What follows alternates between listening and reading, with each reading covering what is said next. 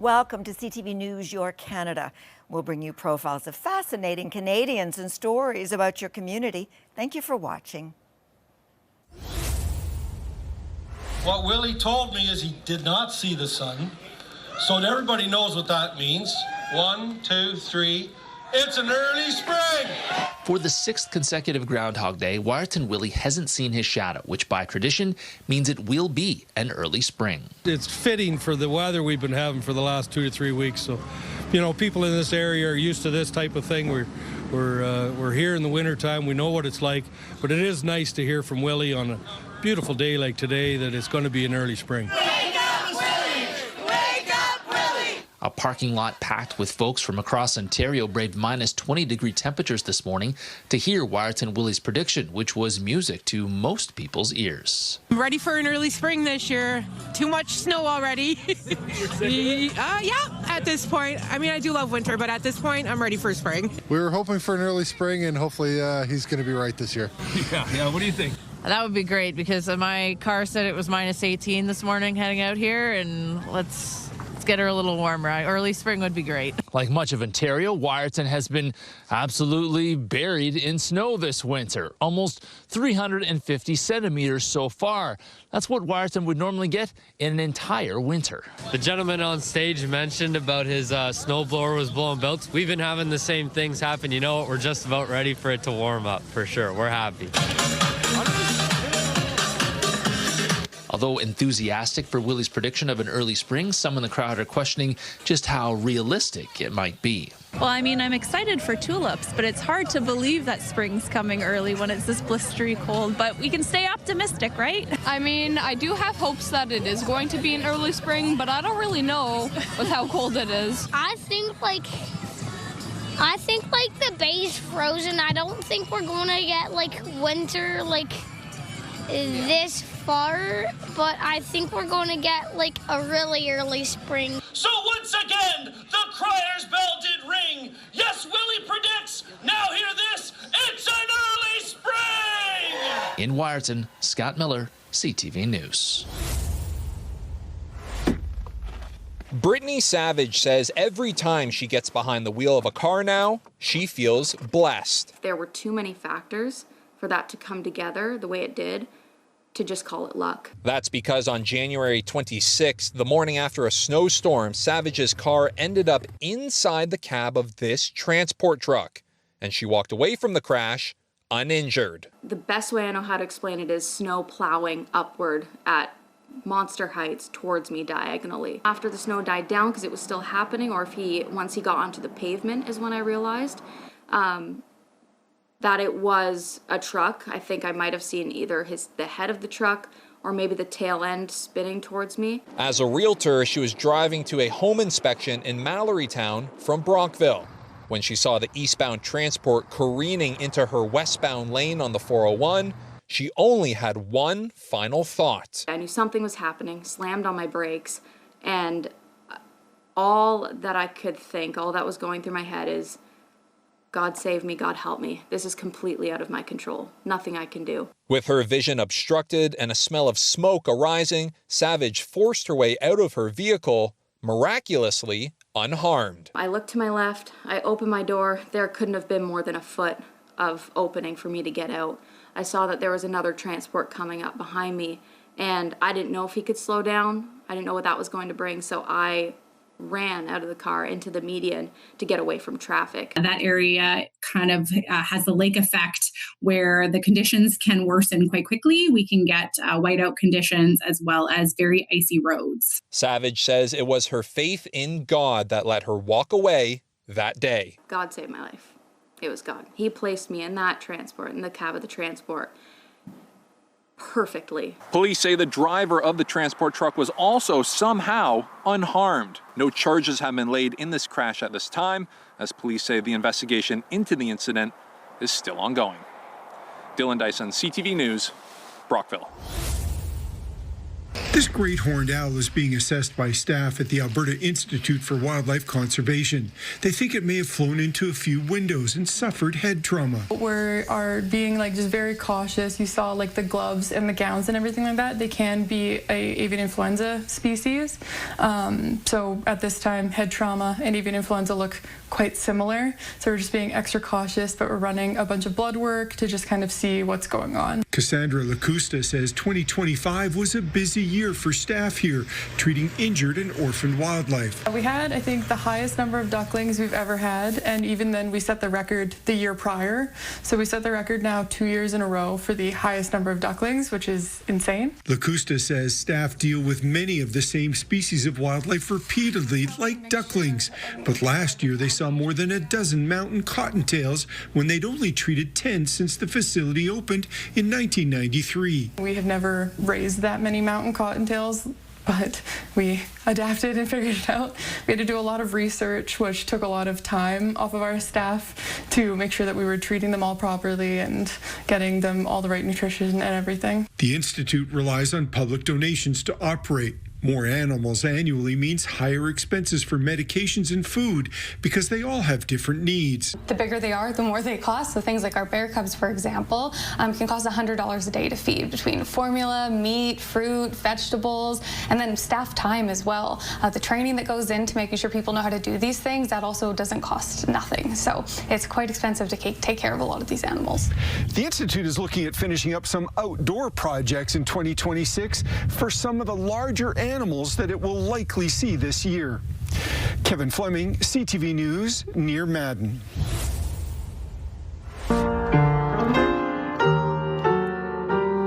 Cedric Landers has a hit on his hands. After playing music for almost his whole life, the soon-to-be 90-year-old has become an overnight sensation. I can't register it yet that it's really happened. He plays every day for his wife, Marina. They've been married for 70 years. With a little help from her daughter, Marina posted videos of Cedric playing inspirational hymns on Facebook. The response was overwhelmingly positive, so she decided to create an Instagram account for her father. So I thought, let's try that. So I started an account for Dad, and on December 30th, and it's taken off. The response is from around the world. See, I settled down and diddled with this stuff. 1.3 million views and more than 10,000 followers all the way from South Korea to Brazil. I can't believe it, that many people were listening to the radio. Well, not a radio, but that's what I call it. He learned how to play when he was just 7 years old. Bing Crosby and all those fellows that had musical programs, I listened to them till my mother chased me upstairs to bed. Laura Lee thinks the sudden online popularity is because the old hymns bring joy to so many people. Their grandfather sang that or played that, or their grandmother, or they sang it with their mom. So I think it brings back a lot of memories. It's all a bit hard for Cedric to wrap his mind around. The people are out there listening for something. They're listening for something, and apparently it sounds good to them, I guess. Cedric says if all of his followers are church people, they'll know all of the hymns. Derek Haggett, CTV News, Lutz Mountain, New Brunswick. Giving pre-loved items new life and helping those experiencing homelessness. That's the idea behind Eagle Feather Vintage in Toronto's East End. It started just me 6 years ago selling my own vintage stuff because everyone wanted it, and I thought, I'll just use all the money to buy stuff for people in the streets to keep them warm in the winter. The personal project, started by Spencer Ogilvie, blossomed into a community initiative inspiring her vintage store. And all the money gets to go right back into buying sleeping bags and hand warmers, jogging pants, sweaters, all that stuff. Each item donated or funds from something purchased going directly to the Church of Holy Trinity to help as they serve the community. The work that Spencer is doing is actually life-saving, and we're absolutely reliant on people's donations. Located inside Boneyard Thrift, Ogilvie shares a space with Paper Bag Vintage and College Fund Thrift. The collective efforts allow her to operate at no cost. Everyone is amazing, and College Fund Thrift also give Eagle Feather Vintage 10% of all of their profits. Showing no effort is too small to make a difference.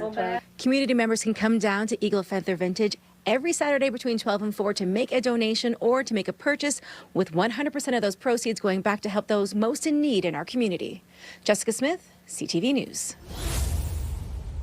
With the 55-plus Ontario Winter Games kicking off in less than 24 hours, organizers and volunteers are feeling the rush. It's been a lot of moving parts and a lot of people coming together, but we are so pumped that it's going to be here tomorrow morning before we know it. Deerhurst Resort becoming one of many staging areas, a portion of the 300-plus volunteers putting in their first of several 12-hour days this week, preparing meals and amenity kits for the 1,000 athletes who will be taking part in the competition. It's definitely a busy time for sure, and between my help and the help of all of our players on our team volunteering their time as well, yeah, we're definitely pretty busy. Huntsville's own Don Embry will be in goal for the home hockey team in the 65-plus division. Should be a great crowd, so we're really looking forward to representing Huntsville proudly and playing well.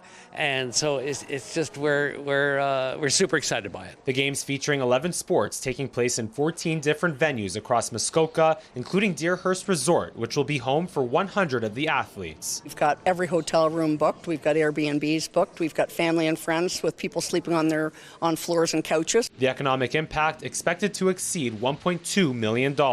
We are typically a seasonal community where we have a lot of people come in the summertime. So when people come here in the wintertime, it's a great boost to our economy. In each painting, it depicts something that is very Muskoka. Councillor Renwick is also the town's co-chair of special events and a local artist. The designs for the medals were selected from a dozen submissions, and hers was chosen for the gold medal by the Games Committee. Really proud of the fact that they're local, and also that all of the production of this was done locally as well. But winning medals is only part of the purpose. Competition at any age is a healthy thing for us, both emotionally and physically. I've played with guys in their 80s in Huntsville, and I hope to be one of these days. To play into my 80s is my goal, and so this is kind of the first step. And the opening ceremony takes place at 7 p.m. tomorrow night at the Summit Center up in Huntsville. And that will also feature a special appearance by Canadian figure skater Kurt Browning. So plenty to look forward to this week, all the way up in Huntsville and all across Muskoka with the games. And with that, Sarah, I'll send it back to you in the newsroom. Oh boy, a busy day for you, Mike. Thanks for that. A hockey game at the local rink isn't a rare thing to see near Fort Saskatchewan in the winter. What is unusual is that this isn't a local rink. It's located in Josh and Brianna Mattern's backyard. Ankle Benders Arena has become quite popular in the neighborhood. I bent my ankle out here one time. Oh. That was it. Stuck after that. Attracting many different types of skaters, from the hockey-playing kind to those who are taking their first steps on the ice. You're doing it all by yourself. Look at you. And even some on four legs. At first I was like, let's just build a pond in the backyard, just without boards, just a pond. And then my lovely husband had the great idea to build boards, and I hemmed and hawed, and I'm like, I don't know if we need that. The project got a little bigger, with the Matterns building it for their future kids. When Berkeley was born, she came with complications. She was a breached baby and needed some support with her hips. She had hip dysplasia, so we were just grateful for the story, when we could use them, and we'd like to support them going forward. Support in their own special way, from a hockey tournament scheduled for next week. A 12-team tournament will put some pressure on homemade ice, but the Matterns have that covered. We're surfing the Kijiji. It'd be a dangerous thing. I said no about 40 times. It took a bit of convincing, and then I think I can say I told you so now. It is well worth it. Even though players in the Galloway Classic tournament will take to the ice this weekend, its owners still consider the rink as a work in progress. We're looking for a scoreboard next. That's our next purchase. The pursuit of the perfect place to play a good old hockey game is never over. Near Fort Saskatchewan, Connor Hogg, CTV News.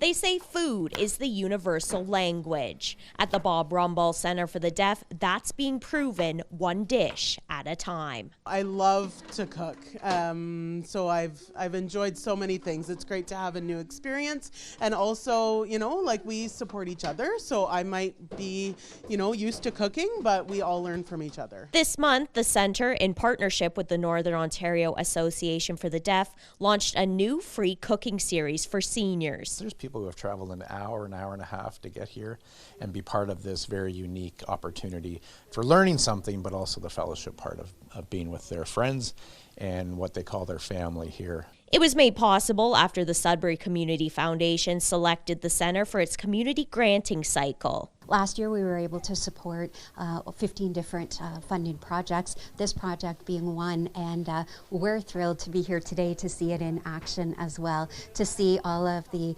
participants working together, just communicating with each other. The grant provided us with much needed equipment, so we bought rotisseries and all the necessities to run a kitchen because there was no utensils, there was nothing. So we started from scratch and we were able to build our kitchen to where it was functioning.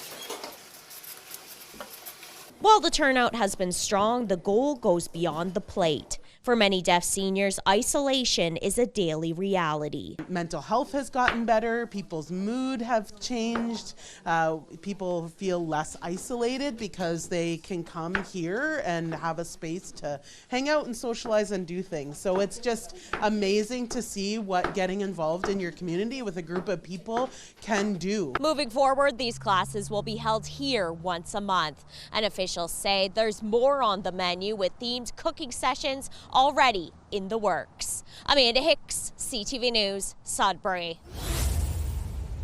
A stoic Jamal Murray spoke with reporters after a tough loss to the Oklahoma City Thunder on Sunday. I was asleep, taking my pregame nap, and a couple of my best friends FaceTimed me on a group call and broke the news to me. The loss may have overshadowed some of the excitement from being named a first-time All-Star. While he may be playing it cool, his friends are soaking in that excitement, including longtime friend and Wilfrid Laurier University assistant basketball coach Shadir Tenney. We told him, buddy, are you not watching the announcement here? He's like, man, I got my pregame nap. What happened?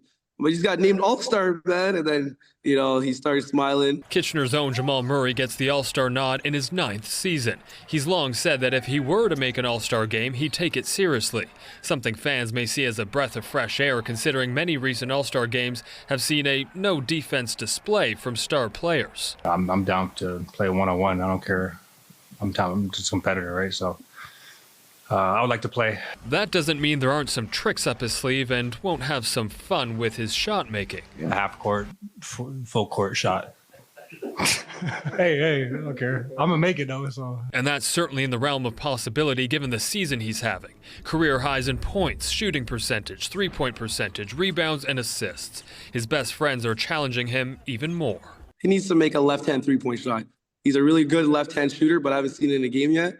So I think the All-Star game would be a great place to showcase that. One of the things that will always stick in my mind, and a little keepsake that I have from it, is early on in his time, after he got drafted, was being presented by these amazing Adidas Jamal Murray running shoes. One of the biggest supporters of Murray may be Kitchener's mayor, Barry Verbanovic. In this community, he's been an all-star for more than a decade, but to finally have the NBA and its fans recognize this is absolutely tremendous. Verbanovic says no matter how big the stage has gotten for Murray, the NBA star is always focused on giving back. When he's here, he often connects with young people who are developing their own basketball skills and just giving them that little bit of extra encouragement and nudge and support. Yet the highest praise of all may have come from Murray's teammate Nikola Jokic, the three-time MVP of the league, who will be joining Murray at All-Star Weekend. I wouldn't change it for anybody, so he's whenever I say who is my top 5 of my career, he's definitely number 1. And this will also be the first time 2 Canadian players will play in the same NBA All-Star game. Oklahoma City Thunder's Shai Gilgeous-Alexander will also be representing the country with Murray. Tony. It's going to be a great game a couple of weekends from now. Spencer, thank you. CTV's Spencer Turcotte joining us live. Sure, people might look at you and judge for like 2 seconds, but for the most part, they've got a million other things that they got to worry about on a day-to-day basis, and you simply are not one of them. It's a reminder from Auckland Nicolaou. Don't let fear of judgment hold you back. The fourth-year business student uses TikTok to share that message and encourage people to face social anxiety. So do what you want to do. After a year of consistent posting, he says creating the videos has helped him face his own fears. The first time I ever filmed in public, heart rate was up, sweating, nervous, scared, all those things. But at the end of the day, I think making content has allowed me to push myself in unique ways. One of those unique ways, lying on the ground in a public place as dozens of people walk by. Nicolaou says he got the idea from a book called The 4-Hour Workweek. When I first read it, I also thought it was crazy. But with enough practice and enough effort, you adjust to these environments. One of his videos has since garnered 22.5 million views, with people from around the world reaching out for advice on managing social anxiety. All of the feedback has been pretty well positive, which has been very nice to see a lot of people struggling with those same things. Nicolaou says taking drama classes has also helped him step out of his comfort zone. His former drama professor says he's seen that growth firsthand and calls the videos an unexpected but effective use of social media. I'm deeply suspicious of social media. I think it's actually contributing to a lot of the social anxiety that people experience. So it's nice to see it used to help challenge that. And I think that's a very clever aspect of what is happening here. Nicolaou says social anxiety may never fully go away, but he believes it can be easier to manage over time. It's consistent baby steps along the way that matter. Stacey Hine, CTV News, Saskatoon. A relatively long time ago, when I was 9 years old, in a cinema far from far, far away, I was front row. Liam Hudson first fell in love with Star Wars. I've been enamored ever since. But it wasn't so simple when he first met a friend of a friend named Alex. Back then, I knew him only as the Star Wars nerd. I grabbed the lightsaber from him, and he wasn't very happy. I was stressed. Because it was a crucial component of the Kylo Ren costume he'd spent countless hours crafting. I 100% thought she was going to break it. But Alex didn't, and when she eventually agreed to go on a date with him, Liam didn't really talk about Star Wars. He's just always been really kind and a lot of fun and really showed an interest in what I like. So, despite Alex having zero interest in Star Wars, she did the same and agreed to attend a comic convention wearing a costume he custom made for her. It was amazing. It was perfect. Us together looked like $1 million. After they moved in together, they topped their Christmas tree with a Death Star, named their cats Chewbacca, Vader, and Obi-Wan Kenobi, and visited the Star Wars section of Disneyland for his 30th birthday. But when it came to wedding planning... The wedding was pretty normal. I wanted it to be normal. Now, Liam knew the wedding cake would include a couple characters, but while waiting for his bride to walk down the aisle, Alex surprised him by playing the Star Wars love theme. The song from Episode 1 where Anakin and Padme are falling in love on Naboo turns on, and I'm standing up there looking at Alex come down the aisle. She looks amazing, and my favorite song is playing. And although Star Wars was his first love, Liam had no doubt why Alex is his forever love. Is the Force strong within her? Oh yes, it's very strong. A real-life force of love that's grown to include two boys who may remember the names of more Star Wars characters than farm animals, but will never forget to also wield their force for kindness and caring. Adam Swatsky, CTV News, Colwood.